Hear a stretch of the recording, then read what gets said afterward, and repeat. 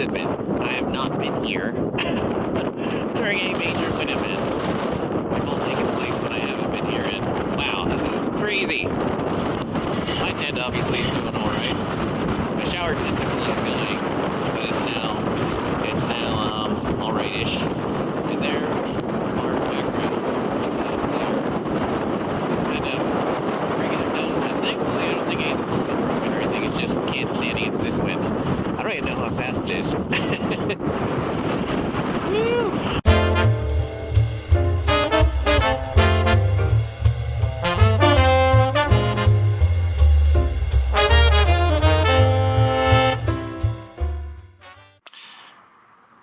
Welcome back, Junior Archaeologist. Welcome to another vlog.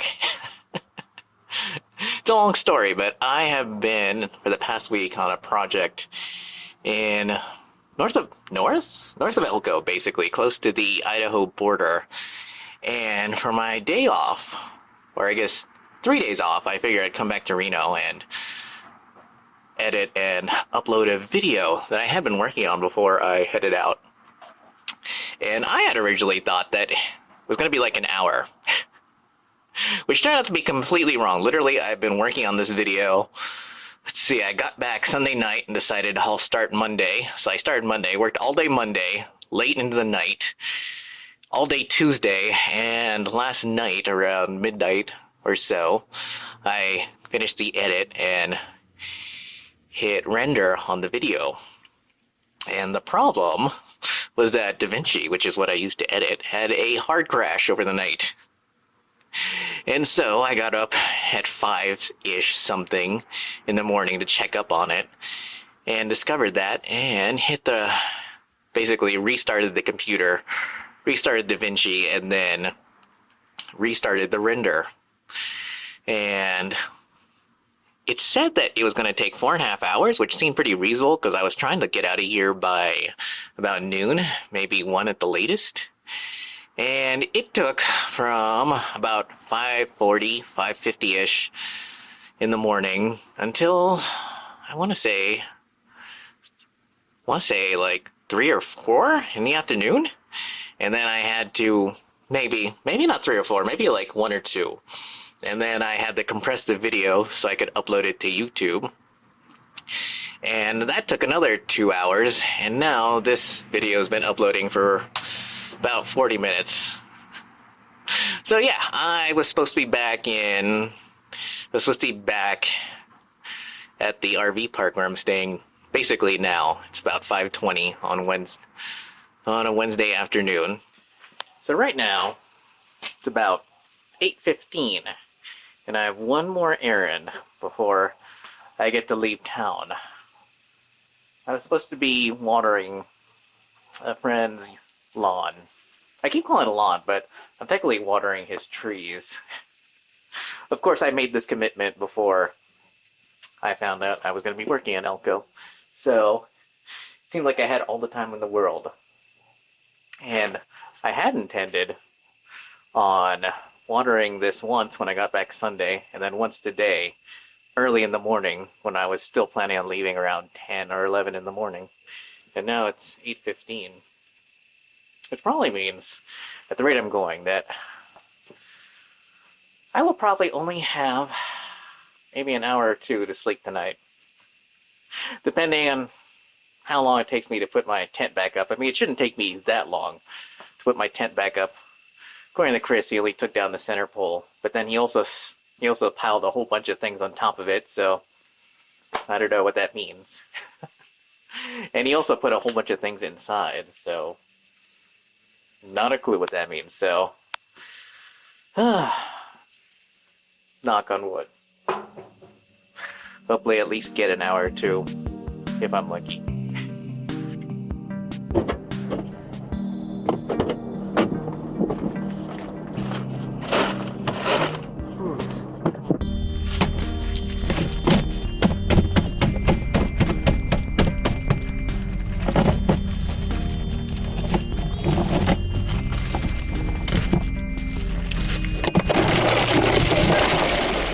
This is such a metaphor for tonight. I get to my favorite place to gas up before you know, when I leave Reno, at least when I'm heading east, namely the pilot in Fernley. And what do I find? Apparently, their gas pumps are closed. They are having a little technical issue, which means I can either wait here for like 10 minutes, quote unquote, waiting for this to actually, these pumps to open back up, or I can just drive down the street and get gas someplace else. But it's like, oh my god. Forward 2 steps back. Actually, it feels like 3 steps back, but it is probably 2 steps back. Maybe 1 step back. Not gonna lie, I was expecting something much worse. But, obviously you guys can't see what time it is, but it's about, I don't know, what does that say? 1:48. So 2 to 6, that's 4. Yeah, so that's actually quite a bit more sleep than I thought I was going to get. So, not that bad, but hopefully it doesn't take me too long to get that tent put back up, and oh my god, I can't even talk anymore. Anyway, I'm going to go to bed before I fall asleep at the wheel here. So it's dusty as heck in here, as you might be able to see, just looking around. But it's hard to tell if that's because of the terrible weather we supposedly had while I was away, or whether that's because of, because this tent was put down. Anyway, I guess it doesn't matter that much. I'm gonna try to dust it off as much as possible and get to bed.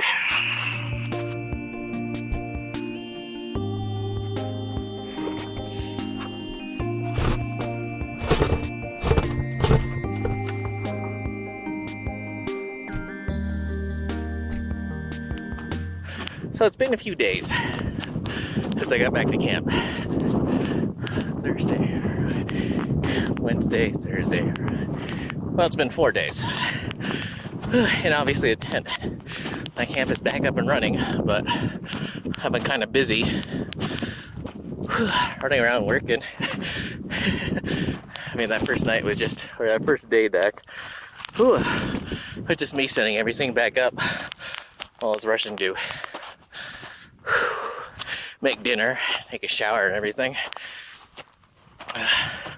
And I was trying to do that before it got to be dark. Same for the past few nights. But I think tomorrow, since tomorrow is my Friday, I should have the time. But the reason I started up the camera here is because climbing up kind of this crazy incline, it occurred to me, even though it's insane, this is like my favorite part of the job. You know, it's kind of like testing your physical limits.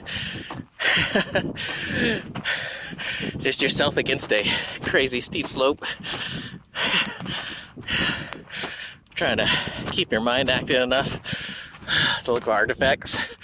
Stay sharp-eyed and sharp-minded and safe. Anyway,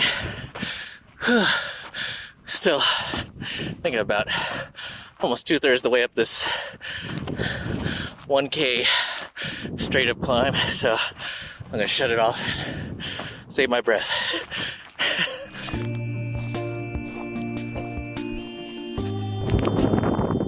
Welcome to my Saturday. It's not really a Saturday. It's just the first of my 3 days off, and I was going to do this video first thing in the morning before I took my shower. But after eating breakfast and fooling around a little, the wind whipped up. Probably the same way it whipped up when the windstorm whipped through and knocked down my tent last week. Not even last week. What is today? Oh yeah, last week. So literally, it's been a week since my tent got knocked down. And how many days is that? Wednesday, Thursday, Friday, Saturday, Sunday. 6 days. That doesn't make sense. Well, whatever. And it's been several days since I got back to camp, but I've been really busy working. And I'm not even sure if you guys can hear me on the wind, so I'm going to move the camera closer. But yeah, here's what my tent looks like. This is what my camp looks like now. this right here is what is left of my screenhouse tent. It used to go over that, but it definitely did not survive. Unfortunately, I was hoping to do a review on it, because I was hoping to get a few of these screenhouses, specifically two, that cheap one off Amazon, and then the one I really wanted, which was a gazelle, which is the same one used by a lot of overlanders, but that's not going to happen anytime soon. And as you can see, a lot of stuff is much worse for wear. Like this table did not used to do that, and if I put this down here, it's going to pop back up again. And what else is there that might interest you guys for a vlog? For the first time ever, or maybe not ever, but years, I had to guide down this tent. Normally I only need to put 2 tent pegs down, one, kitty corner to each other to keep this tent down. But I guess the openness of this place, combined with the weather, meant that this tent needs to be fully guided down. Not only does this tent have to be fully guided down, but for the first time since, I don't know, 4 or 5 years since I was out in, where was I? I was out near Carlin, Nevada. I actually had to stake down every stake down point of this tent, which is literally, that's an incredibly rare thing. Normally, just because of the way this tent works structurally, I only have to put down stakes in 4 corners. It's also a very good demonstration that you should spend as much money as you can the first time. That way you don't ever have to think about it again, because literally this tent, I've never had to think about it before or since. What else is there? Oh, normally it's interesting because there are flaps here in the front, and some of them are secured. Like, obviously I could secure it even more tightly there, but normally I don't bother securing the front door to the front half of the tent, because normally the wind is not bad enough to require that, but obviously here it is. And this is not exactly the perfect pitch for this tent. Like the one tigress tent I looked at before, behind these little islets here.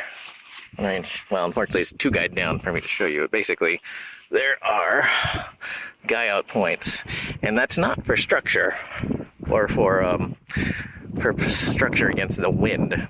It's mostly to add internal volume if you want it. And for me personally, this tent's roomy enough. I mean, I literally only sleep in it, so it's roomy enough for my cot and my clothes and a few other things. So yeah, this is the conclusion to my the vlog that I started Wednesday, where I was very concerned about what I'd find when I got back to camp. It was sort of a disaster, but it definitely could have been worse. And a lot of, other than the screenhouse tent and, well, my table and the zipper to this shower tent, things have been much worse. One last thing I want to mention is this shower tent. When I bought it, it was like 80, 90 bucks. These days, you could buy nearly the same tent for, 30, 40 bucks. If you really want to go fancy, 50 bucks. And the crazy part about that is the fact that I've had this tent since the Ruby Pipeline, which was a number of years ago. I think 10 years ago. And if the new tent lasts even 5 years, that's more or less the same amount of value out of it. Oh god, look at that. It's really interesting. You can actually see it bending with the wind, showing you how much it's bending with the wind. I really want to take a shower soon, so that's why I didn't bother going out the left half of the tent. But maybe I'll do it tomorrow. Because literally, this was originally one of 3 videos I was going to film today, and now it is crazy late. It is whatever time it says there. I can't actually see it through the viewfinder.